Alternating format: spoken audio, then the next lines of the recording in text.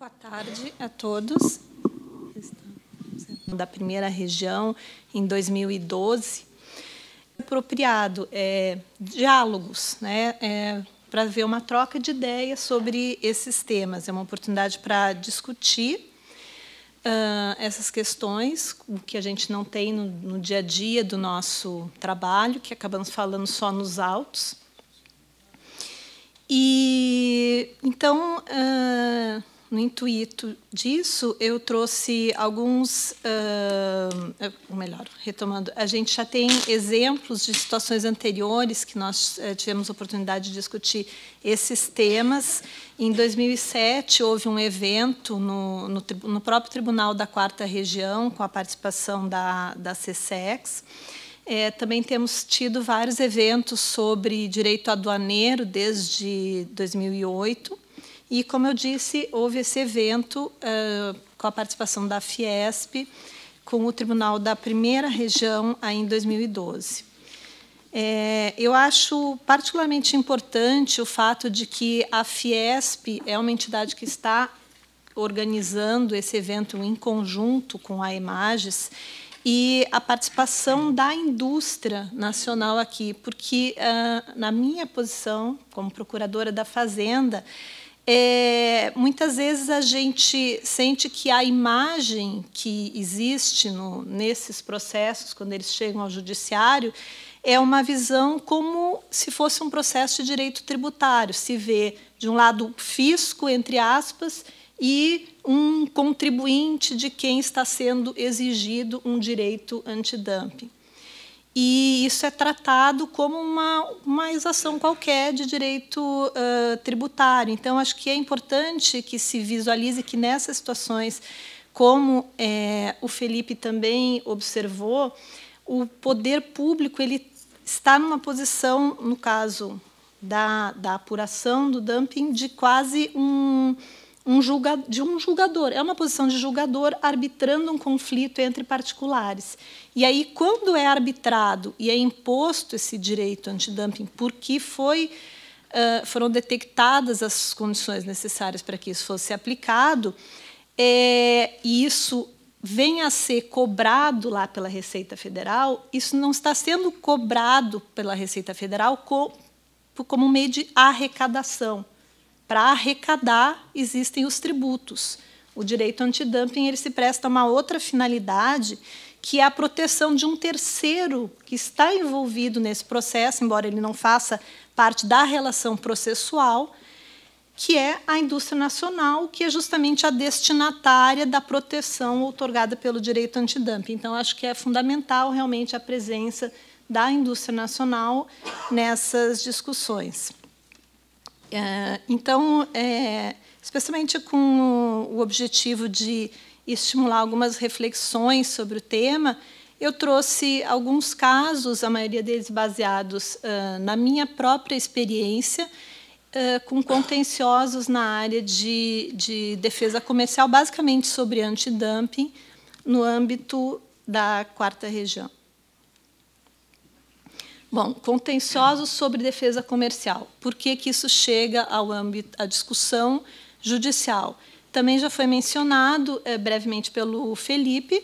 Nós temos um princípio constitucional de inafastabilidade do controle judicial. Então, qualquer medida, os senhores sabem melhor que ninguém, está sujeito ao controle do Poder Judiciário. E, além disso, também, como mencionado pelo Felipe, nos próprios acordos, o próprio acordo antidumping, por exemplo, ele prevê que os países devem ter algum tipo de corte revisora, não necessariamente judicial. No nosso sistema, é uma corte judicial, mas em outros países pode ser algum outro tipo de sistema. E, bom, como é que chega o meu órgão, a Procuradoria da Fazenda Nacional, como é que ela chega nesses processos? Bom, ela chega por conta da atuação da Receita Federal, que é o órgão responsável pela realização da conferência aduaneira. Então, embora a investigação, como vocês viram, seja feita pelo Ministério do Desenvolvimento, Indústria e Comércio, Secretaria de Comércio Exterior, mais especificamente DECOM, e a aplicação da medida de defesa comercial seja, ao final, uma decisão de um órgão, de um conselho de ministros, a fiscalização e a cobrança desse direito antidumping, ela é necessariamente feita pela Receita Federal, porque isso é feito na fronteira, quer dizer, no desembaraço aduaneiro é que vai ser feita essa cobrança. E aí entra a atuação da Receita Federal, que é o órgão encarregado de proceder tanto à fiscalização como à cobrança de todas as exações devidas na importação, incluindo os direitos antidumping. O que a Receita vai examinar, basicamente? Ela vai examinar questões de classificação, porque, eventualmente, ela vai, ao realizar a conferência aduaneira, ela vai constatar que o produto, embora ele tenha sido classificado numa NCM não sujeita a antidumping, a Receita, na conferência aduaneira, pode constatar que o produto, na verdade, se classifica como em uma NCM sujeita à imposição de direitos antidumping. Então, ela vai fazer essa exigência. Também tem a questão da origem. O direito antidumping ele é aplicado em função da origem do produto. Por exemplo, cadeados originários da China. Não vai ser originário do Paquistão, ou do Sudão, ou de qualquer outro país. É originário da China. E, às vezes, o produto pode ser declarado como originário de um país e a Receita Federal constatar que, pelas enfim, qualificações, pelas circunstâncias, o produto é originário de outro país que, no caso, seja uma origem para a qual aquele produto é sujeito à imposição de direitos antidumping. E aí, nesse contexto, surgem algumas discussões judiciais. Basicamente, assim, em termos de frequência, eu já vi, aqui especialmente no âmbito da 4ª região, mas também em alguns processos que eu examinei de outras regiões, discussões relativas à própria imposição do direito antidumping. Eu já vi casos em que um importador enfim, interpôs ação judicial dizendo que, embora aquele produto dele tenha sido objeto de uma investigação, o produto que ele importa, em particular, aquela importação que ele está fazendo, embora seja, vamos supor, o cadeado originário da China, o cadeado que esse importador, Yang Shen, está importando, não está praticando dumping. Então, até já aconteceu um caso em que, analisando as faturas apresentadas por esse importador, elas foram comparadas pelo julgador com o valor normal e ele concluiu que aquelas faturas, como elas eram superiores ao valor normal, aquele importador não estava praticando dumping e ele julgou a ação procedente. Bom, enquadramento no antidumping. Voltamos àquela questão da origem do produto, da classificação fiscal e também do tempo. O tempo voltamos àquela discussão se o produto já havia sido negociado, em que momento, a partir de que momento ocorre a imposição do direito antidumping. E a questão da súmula 323 do Supremo Tribunal Federal. Em relação ao tempo, vocês puderam observar até pela descrição que o Felipe fez de todo o processo de investigação, ele é um processo que está se buscando que seja concluído em 10 meses. Mas é um processo que ele examina todas as importações que foram procedidas em um período anterior. Então, é uma coisa que inicia e, a partir do momento em que foi iniciada uma investigação, o início de uma investigação antidumping é público, é publicado no Diário Oficial, o início da investigação.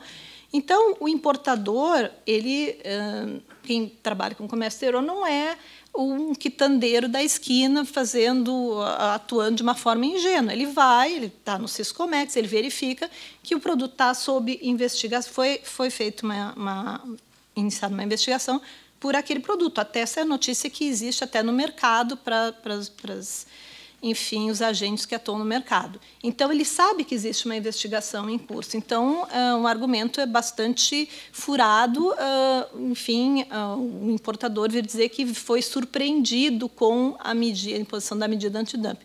Em geral, a maioria das decisões judiciais que eu tenho visto, elas realmente aplicam o critério enfim, do desembaraço. Quer dizer, quando a mercadoria, o registro da DI, que é o que é aplicado também para fins tributários, é o que define a imposição ou não do direito antidumping. Se já está vigente naquele momento, então é aplicado. Não é uma questão assim de maiores discussões, embora ainda seja trazido esse questionamento no âmbito judicial.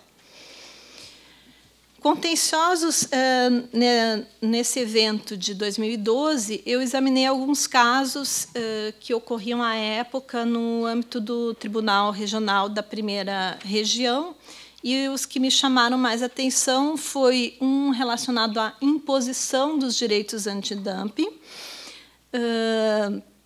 que existe uma regra, essa regra lesser duty, é a regra de que você vai...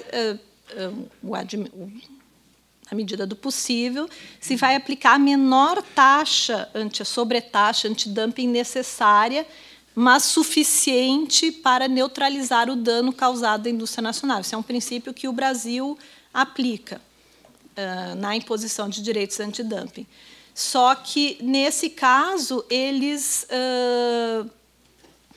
isso é determinado de uma maneira para todas as importações, não para cada importação específica feita por um determinado importador, como foi, enfim, julgado nesse caso. Revisão sumária também é um mecanismo que está previsto na legislação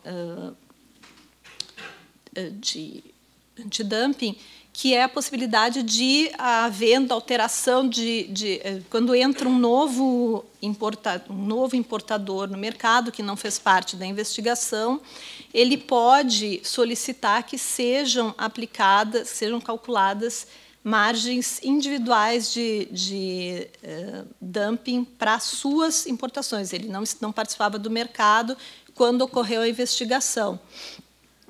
Só que isso tem critérios para ser feito. Não pode ser feito só porque a empresa entrou com uma ação judicial de imediato. Enquadramento no antidumping.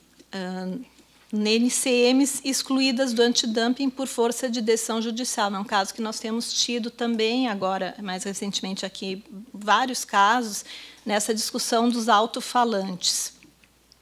E discussão no âmbito de mandado de segurança, ou seja, não é feita uma prova, não existe a prova pericial, é com base no texto da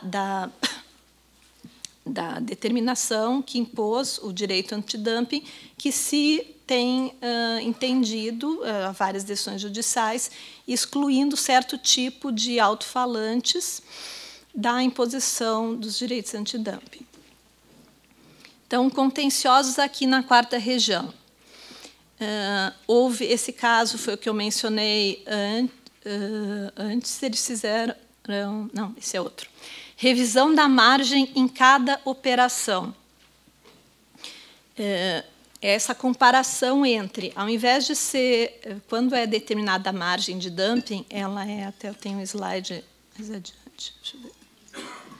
A apuração da margem de dumping ela é feita comparando-se os preços de exportação praticados, a média ponderada do preço de exportação praticado durante um período de investigação, com a média ponderada do valor normal, ou seja, o preço de venda do produto no mercado interno do país exportador durante o período de investigação.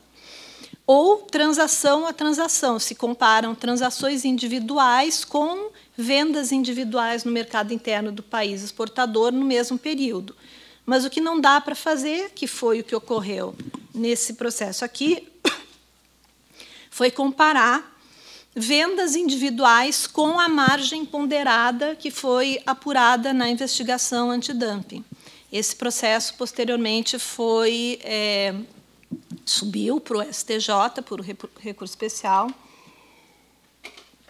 e essa decisão foi reformada pelo STJ exatamente pontuando isso. O que está na legislação, o que está no acordo antidumping, é média com média, em transação individual com transação individual, e são do mesmo período, vendas as mais simultâneas possíveis. Você não pode comparar uma venda que está ocorrendo hoje, a importação que o chinês Yuan Shen apresentou nos autos nesse momento, com as importações, os valores normais que foram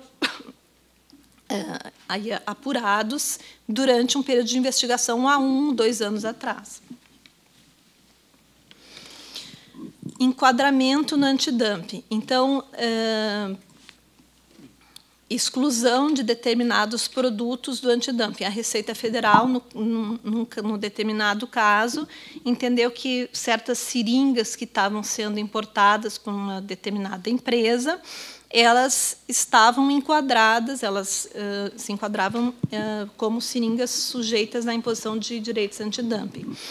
E, nesse caso, era uma ação ordinária, foi feita uma análise pericial, e a análise do perito concluiu que aquelas seringas, objeto da importação discutida naqueles autos, elas não eram similares, não se enquadravam como o mesmo tipo de seringa que era objeto da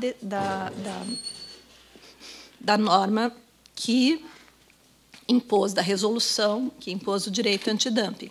Então, nesse caso, essas seringas foram excluídas, a decisão final, com base nesse laudo pericial, foi pela exclusão dessas seringas dos direitos antidumping. Nesse caso, inclusive, a Fazenda nem interpôs recurso, porque aí era uma discussão de prova, efetivamente, não tinha como nem levar uma discussão dessa para o âmbito do STJ, era matéria de prova no âmbito de uma ação ordinária, prova pericial. Discussões de origem, um processo sobre cogumelos, investigação, que eram submetidos, inclusive, a um processo de investigação de origem por suspeita de fraude na origem declarada. E, novamente, a questão dos alto-falantes. E a súmula 323. Bom, em relação aos alto-falantes, qual a discussão que nós temos buscado trazer nesses processos? É a questão de quem estabelece o escopo da investigação de antidumping, ou seja, quais são os produtos que estão abarcados por aquela investigação, é estabelecido no âmbito do DECOM e da SESEX, a pedido da indústria nacional. A CAMEX, ela faz uma análise de interesse público para, eventualmente, determinar a suspensão do direito antidumping ou a não aplicação do direito antidumping provisório ou a homologação de um compromisso de preços. Mas ela, a não ser mediante aquele procedimento específico que foi criado agora e foi mencionado na apresentação do colega, ela não altera o escopo da investigação que foi determinada pelo DECOM. Por que eu estou falando isso? Em todos esses processos, nós temos juntado, às vezes, a Receita Federal junta, às vezes, a Procuradoria junta, às vezes, até a própria parte junta, um ofício do Departamento de Defesa Comercial esclarecendo qual era o escopo dessa investigação, desse caso dos alto-falantes, e que os alto-falantes que foram excluídos do direito antidumping, existe uma exclusão, foi imposto o direito antidumping sobre alto-falantes, excluídos os destinados a uso na industrialização, uso como insumo no processo produtivo. Mas a maioria dos casos que tem ocorrido, aliás, todos os que têm ocorrido, são alto-falantes utilizados para comercialização direta, que, então, não se enquadram nessa excludente, segundo o esclarecimento que foi prestado pelo DECOM. qual é o meu entendimento sobre isso? Estamos falando aqui, não é como um processo administrativo feito pela Receita Federal, que a Receita Federal eventualmente vai dizer, não, esse tributo é devido. Como foi salientado ao longo das apresentações feitas, o DECOM ele é um órgão neutro nesse processo. Ele arbitrou um conflito entre particulares. Nesse conflito entre particulares, durante a investigação, foi determinada a imposição dessa medida. A gente não está advogando uma ampliação, não se trata de uma ampliação do objeto da imposição de direitos antidumping conforme a resolução da CAMEX, e sim apenas a prestação de um esclarecimento. A título de contribuição, a minha sugestão também é que houvesse uma maior divulgação, uma maior publicidade do próprio processo antidumping. Eu tive a oportunidade de acompanhar alguns desses processos nos Estados Unidos, no âmbito de um programa de treinamento em política comercial, onde, junto com a Embaixada Brasileira em Washington, a gente acompanhava as investigações dos americanos contra produtos brasileiros, e lá o processo ele é todo público. Claro que existem o que eles chamam de informações confidenciais, então a gente recebia várias peças das discussões travadas nesses autos administrativos com grifos pretos, que eles, enfim, cobriam as informações confidenciais. Mas talvez uma maior publicidade pudesse também auxiliar num maior esclarecimento sobre o escopo dos produtos abrangidos pela imposição. Por fim, a questão da súmula 323. É o nosso entendimento que essa súmula ela não se aplica, não é adequada à especificidade do comércio exterior, em geral, mas principalmente no caso dos direitos antidumping. O que tem ocorrido? Se aplica essa súmula, que diz, em suma, que não se pode aplicar, fazer restrição, restringir, apreender mercadorias com o objetivo de forçar o pagamento de tributo. Bom, em primeiro lugar, o direito antidumping não é um tributo. Em segundo lugar, a finalidade do direito antidumping, como foi frisado e refrisado aqui, é neutralizar um dano que as importações com dumping estão causando na indústria nacional. Só é imposto antidumping se existe a prática do dumping, o dano, constatação de dano à indústria nacional e a constatação de que é o dumping, a importação com dumping que está causando dano. Então, no momento em que se permite que esses produtos continuem entrando no mercado nacional sem o recolhimento do direito antidumping, o dano continua. E o direito antidumping, diferente de um tributo,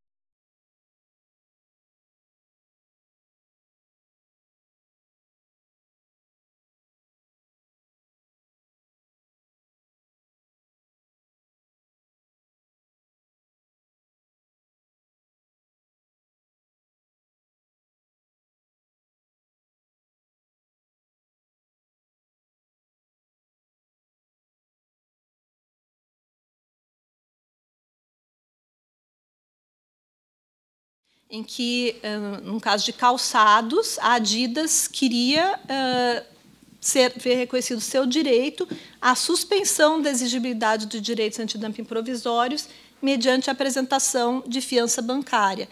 E a CAMEC, o STJ, analisou esse caso e disse, não, essa é uma decisão discricionária da CAMEX, não existe um direito subjetivo seu de obter a suspensão da exigibilidade do direito antidumping provisório. É isso. Obrigada.